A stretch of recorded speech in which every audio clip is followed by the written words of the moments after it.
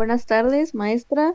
Nosotros somos el equipo número 7 y nuestro equipo está integrado por Montesinos Flores María Alejandra, Torres Sánchez Fernando y González Juan Gabriela Izanami. Bien.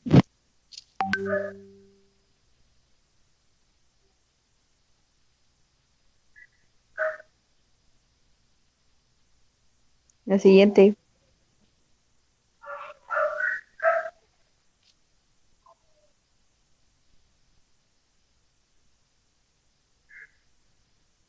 Nuestro tema es circuitos magnéticos.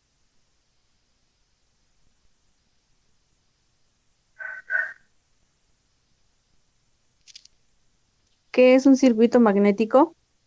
Se denomina circuito magnético a un dispositivo en el cual las líneas de fuerza del campo magnético se hallan canalizadas trazando un camino cerrado.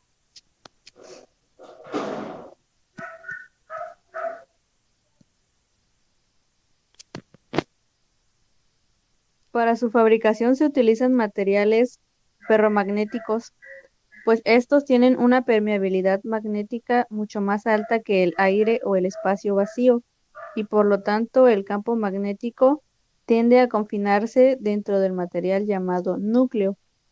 Este llamado acero eléctrico es un material cuya permeabilidad magnética es excepcionalmente alta y por lo tanto apropiado para la fabricación de núcleos. Los circuitos magnéticos son importantes en electrotecnia, pues son la base teórica para la construcción de transformadores, motores eléctricos, muchos interruptores automáticos, etc. Las máquinas eléctricas necesitan de un campo magnético para funcionar, igual que la corriente eléctrica necesita un circuito de material conductor por donde circular. El campo magnético también necesita un circuito de material ferromagnético por donde circular.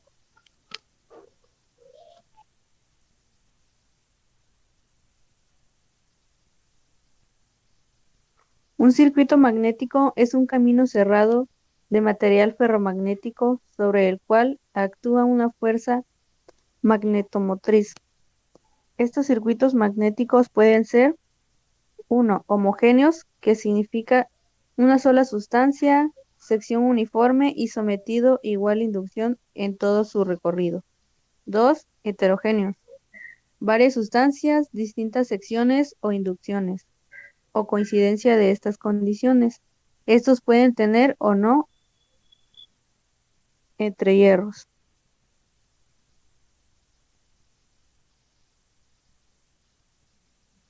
En todo circuito magnético se hace necesario para saber calcular la inducción magnética que ocasiona una corriente dada, en un arrollamiento determinado y sobre un núcleo de forma material y dimensiones conocidas, o al revés, saber dimensionar un núcleo y un arrollamiento para producir una inducción magnética determinada. En el diseño o cálculo de los circuitos magnéticos se ha de tener en cuenta lo siguiente.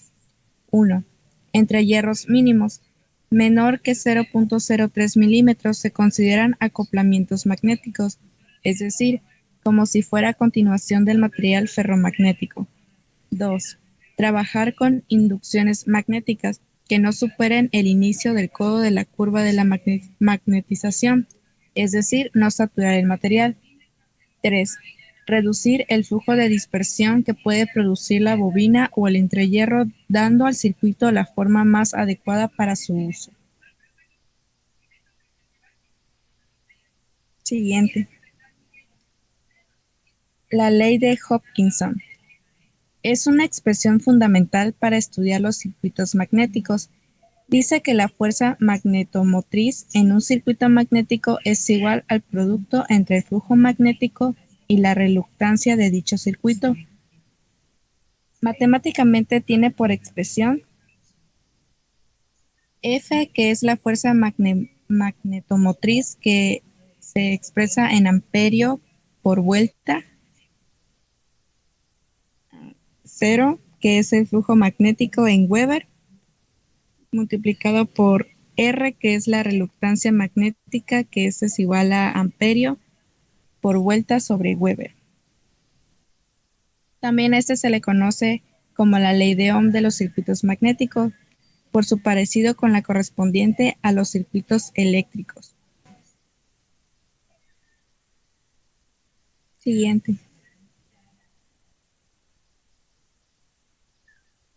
Por lo tanto, las magnitudes y unidades básicas que se utilizan en los circuitos magnéticos son: fuerza magnetomotriz, Fmm, es la causa capaz de producir el flujo magnético.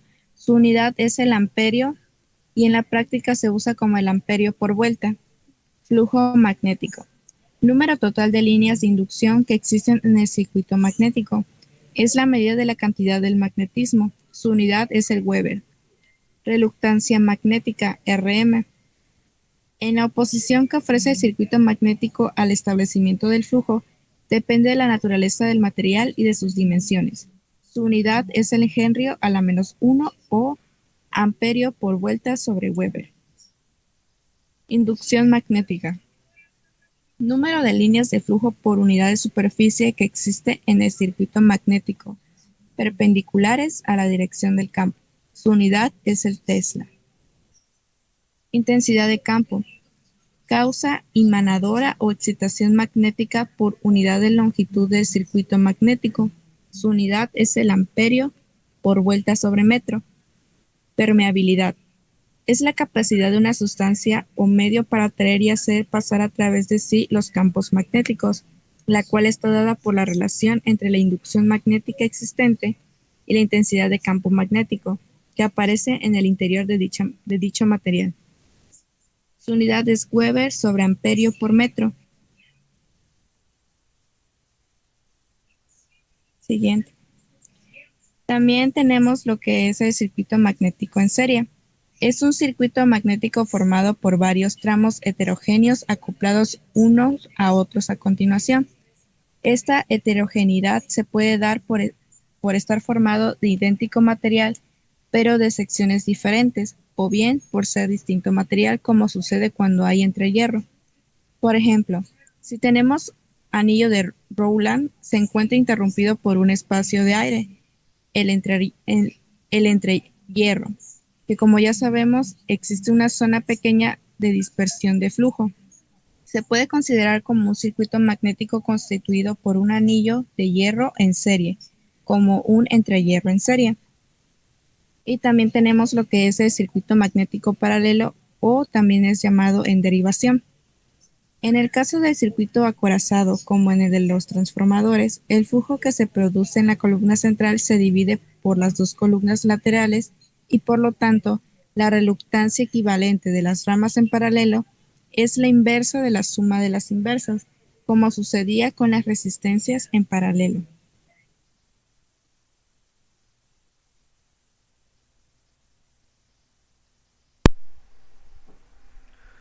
Bien, ahora presentamos un ejercicio. Dice, un anillo de Rowland con un núcleo de hierro de 2500 tiene una sección transversal de 5 centímetros cuadrados y una circunferencia media de 50 centímetros de longitud. El anillo está devanado con 500 espiras de hilo por la que circula una corriente de 0.1 amper. Tenemos a calcular la fuerza magnetomotriz del anillo. B. Calcula la excitación magnética en el anillo. C. Hallar el valor de la reductancia en el circuito magnético. Y D. Calcula el flujo total del anillo. Y aquí tenemos lo que se va a calcular, por ejemplo, en el inciso A, la fuerza magnetomotriz, que tenemos que su fórmula para calcularla es N, que es el número de vueltas en el anillo, por I, que es la corriente eléctrica. Y aquí tenemos 500 vueltas por 0.1 amper, que nos da 50 amper por vuelta. Y aquí tenemos resuelta el primer inciso. Inciso B, nos pide calcular la excitación magnética. Nos da que la excitación magnética es el número de vueltas por el amperaje sobre la circunferencia que tenemos que dar en metros. Hacemos la conversión de 50 centímetros a metros, que nos da 0.5 metros. Hacemos la... Y como tuvimos el resultado anterior de 50 amperes por vuelta, es el mismo que se ocupará. Y ahora solamente hacemos la división de 50 entre 0.5, que nos da a 100 amperes por vuelta sobre metros. Nos pide C hallar el valor de la reductancia del circuito magnético, que se representa por R, y aquí nos da la fórmula ya transformada, que sería 0.5, que es el diámetro, por 250, que es el valor que nos están dando en el primer apartado del ejercicio. Lo multiplicamos por 4 por pi por 10 a la menos 7, que es el valor de este símbolo, y ahora eso lo multiplicamos por 5 por 10 a la menos 4. Todo eso nos dará un valor de 3.18 por 10 a la menos 7 amperes por vuelta sobre Weber. Por último, nos pide calcular el flujo total del anillo.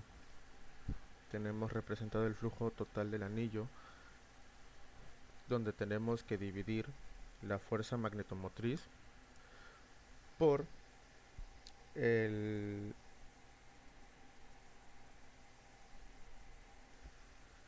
la reluctancia del circuito magnético.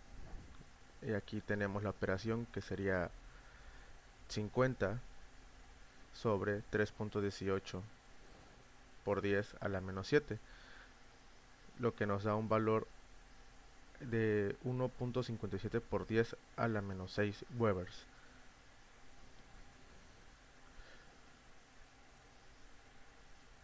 Okay, en conclusión, podemos decir que lo que es un circuito magnético, podemos encontrar que puede variar el amperaje dependiendo el número de vueltas, como aquí podemos ver en el inciso A, que si varía ya sea el amperaje o el número de vueltas, nos va a variar por ende el resultado. Nos puede variar la excitación magnética si la distancia llegara a cambiar, al igual que, como mencioné antes, el número de vueltas o el amperaje. Podemos determinar que también que es muy utilizado en lo que son motores eléctricos.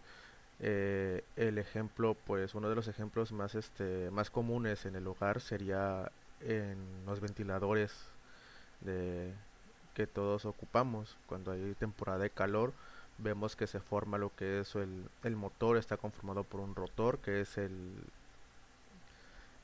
que hace el movimiento, el estator, que es el que sujeta al rotor para que empiece a hacer su fricción, y esta está cargada por energía eléctrica. Podemos ver que en este ejemplo se muestran lo que son las vueltas de alambre, que son las bobinas, para que esta pueda ser cargada, y al momento de ser cargada pueda ser el circuito magnético, que es el que da que el rotor dé vuelta, y por ende al dar vuelta las aspas podrán girar y podrán soplar el aire que nosotros tanto gozamos en tiempo de calor. Aquí podemos ver la bibliografía utilizada, y damos por concluida la exposición.